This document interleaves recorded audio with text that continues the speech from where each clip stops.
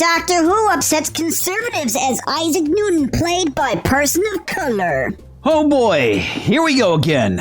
Sadly, this is not something that is new, and we'll talk about that in a little bit more detail once we get through this retarded article. So buckle up, everyone. It's gonna be fun with a capital PH. Doctor Who, the beloved BBC franchise about a time-traveling alien who protects Earth and other planets from extraterrestrial threats, has left right-wingers forgetting the words fiction in science fiction and complaining about its portrayal of Isaac Newton by an actor of Indian heritage. Okay, time out. Full stop. Let's get something straight here. Typically, in science fiction, whenever they portray a historical figure, they tend to portray them historically accurate. I don't understand why that is such a difficult thing to ask for. Now, I want to point out that there is a difference between obviously taking liberties with history because of science fiction and directly doing something that is not realistic. The first thing I want to bring up is the idea of suspension of disbelief. This is what allows us to take certain liberties with history within reason, of course. Yes, in science fiction, we can do certain things and kind of have fun with it, dealing with, historical events or historical people, but the issue, like I said, is suspension of disbelief. When you go and portray a real-life individual such as Sir Isaac Newton and you make him not white or European, it breaks that suspension of disbelief. You can go and bend over backwards, snapping your spine in half, trying to justify it to me. I'm not going to buy into it. And this does go both ways for me. A really good example of this is whenever they portray Jesus Christ on film. Typically, they have a white actor portraying him, and Jesus wasn't white. Oh, also as a side note, he wasn't black either. He was Middle Eastern. But that is honestly a totally separate issue. Wild Blue Yonder, the second of the show's 3 60th anniversary specials. And by 60th anniversary special, they just mean 3 random episodes that have absolutely nothing to do with celebrating the history of Doctor Who. Which reunites David Tennant and Catherine Tate as the Doctor and Donna Noble, respectively. Opened with an out-of-control TARDIS planting itself into the apple tree, which triggers the famous scientist's discovery of gravity. Or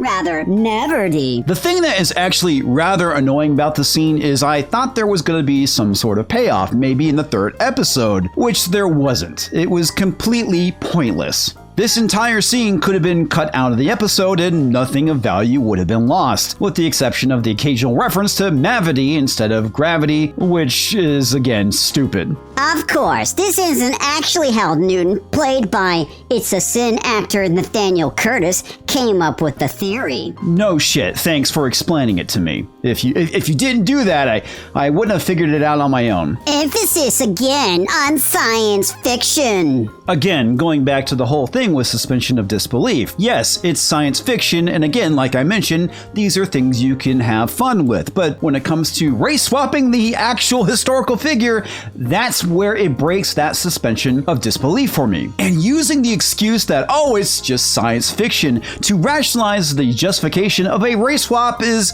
patently lazy. As from Heel vs. Babyface pointed out in his video, this is probably done because the episode mainly just focuses on David Tennant and Catherine Tate, and you can't have a TV show with just white people in it, so they had to go and race swap somebody. This is the reason why DEI, or DIE as it really should be, stands for divisiveness, inequity, and exclusion, because that's exactly what DEI is. It's not about inclusion, it is about excluding certain types of people. Yet conservatives are outraged that a show with a large artistic license casts someone who isn't white to play the physicist. Again, it's because most people know what Sir Isaac Newton actually looks like, and when you show him as being of Indian descent, well, it breaks that suspension of disbelief. Ultimately, the irony and the hypocrisy of all this is that the people who are going and defending this are the ones that would have a complete conniption fit if somebody like Ryan Gosling was cast to play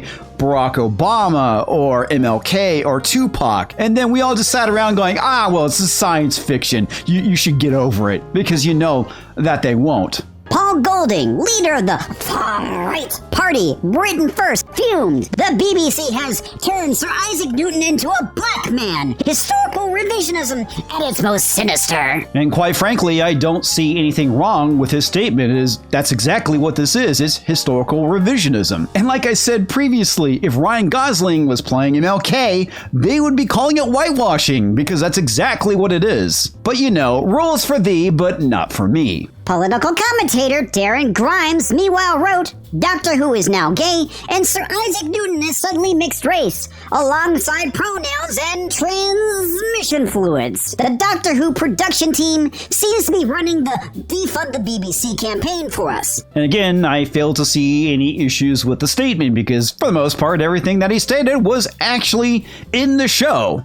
And GB News contributor Paul Emberley shared a picture of Newton in the show and went on to describe the casting as patronizing nonsense. And again, I'm failing to see an issue here, because that's exactly what this is. Thankfully, fans of the show were on hand to quickly ridicule complaints. Mr. Retardus. Oh, I'm sorry. My bad. That's actually Mr. TARDIS. I know that's kind of low-hanging fruit, but I couldn't help myself. Isaac Newton wasn't Asian. You're right. Well, thank you for the acknowledgement of that. You could have stopped right there. But Charles Dickens didn't blow up a ghost. Agatha Christie didn't fight off a giant wasp. Mary Seacole didn't treat Sonneterrans. Van Gogh didn't stab an invisible chicken. It's Doctor Who. Get a grip. And they say we're the snowflakes.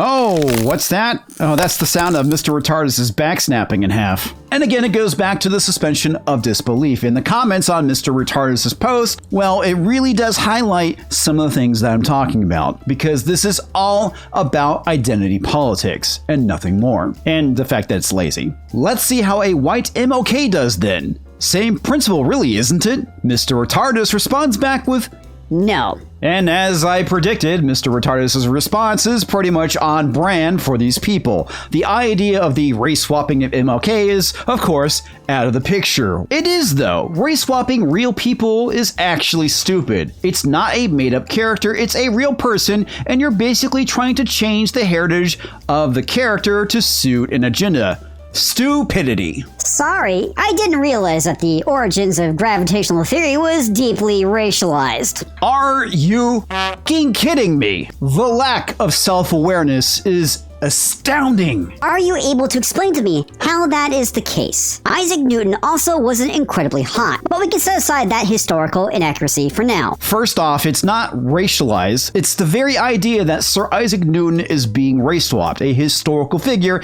and I don't care if you try and justify it with science fiction or not, it's simply just not the case. And as I pointed out many, many times, this breaches the suspension of disbelief. That is the issue. The second one, the reason why they made him incredibly hot is so they can make the Doctor bisexual. That has absolutely nothing to do with historical accuracy, just the agenda that is being pushed by this episode. The argument to justify this is just complete and utter nonsense. I'm not one of the people who gets angry over this, but I suspect you'd be saying different if someone decided Muhammad Ali was actually white. Yes, I would. Come on, bro. It's just science fiction. But that's because that is a vastly different thing on thousands of invisible but distinctly socio-political reasons. You have it right there. This is all about socio-political reasons, and it includes the race swapping of Sir Isaac Newton. This isn't about creativity or just a fun science fiction show.